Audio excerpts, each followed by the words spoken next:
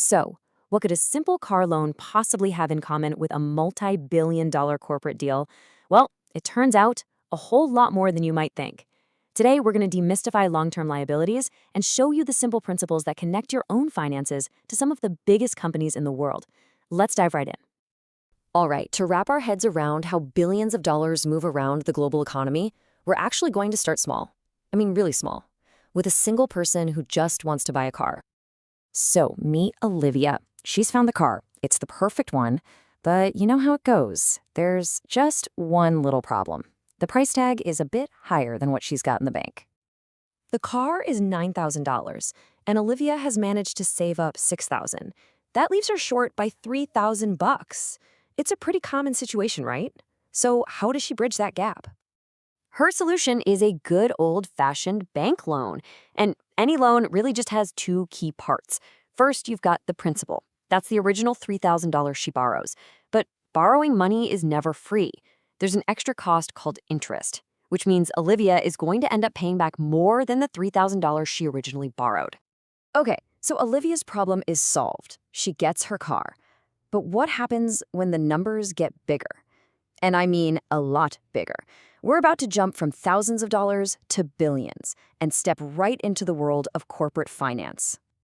Look, a bank loan works perfectly for Olivia. But what if you're a giant company like Apple? Back in 2017, they actually needed to raise $7 billion. Can a company that big just walk into a bank and ask for a loan of that size? Yeah, the short answer is no. For that kind of money, you do something totally different. You issue bonds. And a bond is basically a way for a huge company to borrow money, not from one bank, but from thousands or even millions of individual investors all at once. So that brings us to the big question. We've used the word, but what exactly is a bond?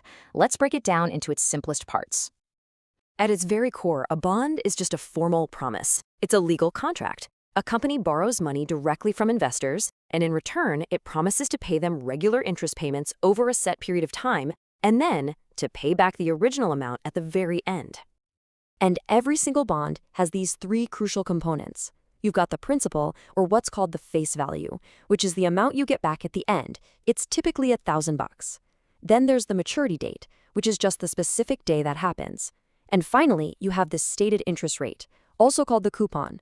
This is the fixed percentage the company pays you every year. And the key here is that it's fixed, it's locked in, and never changes for the life of the bond. Okay, now we get to the most fascinating part of all of this, the bond price puzzle.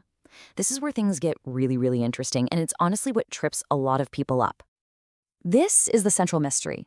If the bond certificate clearly states it's worth $1,000 at maturity, why on earth would anybody pay more than that for it? Or, for that matter, why would anyone sell it for less?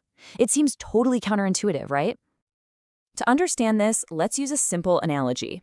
Just forget about finance for a minute and think about something we all understand, a concert ticket. Imagine you have a $100 ticket to see the hottest band in the world. The show is completely sold out, demand is through the roof. Can you sell that ticket for more than you paid? Of course. You can probably sell it for a premium, maybe $150, because it's way more desirable than other tickets on the market. Now, let's flip it. You have a $100 ticket for a band that, well, nobody really wants to see. There are going to be tons of empty seats. To get rid of your ticket, you'll probably have to sell it for less than you paid, at a discount. Maybe you can only get $75 for it. Believe it or not, bonds work the exact same way. They can sell for their face value, which is called par. They can sell for less than face value, which is at a discount, like the unpopular concert ticket. Or they can sell for more than face value, at a premium, just like that sold-out show. So what makes a bond a hit or a flop? It's not about popularity. It all comes down to interest rates. A bond's price is determined by this constant tug-of-war between two competing rates. So on one side of the rope, you have the stated rate. This is the interest rate that's literally printed on the bond itself. It's fixed. Remember, it never ever changes. On the other side of the rope, you have the market rate. This is the going rate for similar investments out there in the real world, and it fluctuates constantly, sometimes daily, based on the economy. And here is the single most important rule in all of this. They have an inverse relationship, kind of like a teeter-totter. When the market rate goes up, it means new bonds are being issued with more attractive, higher payouts. So to compete, your older bond with its lower fixed rate becomes less desirable. Its price has to go down. It has to sell at a discount. Conversely, if market rates fall, your bond's fixed rate suddenly looks fantastic in comparison, and its price will rise to a premium. So, we've gone over how loans and bonds work and why their prices change so much. But what does this all mean for you? Let's bring it all together. So let's just quickly recap the key differences. A loan is usually with a single lender, like a bank, and you can't really trade it easily. A bond, on the other hand, gets money from many investors and can be bought and sold on a market, almost like a stock. And here's a key principle to always remember.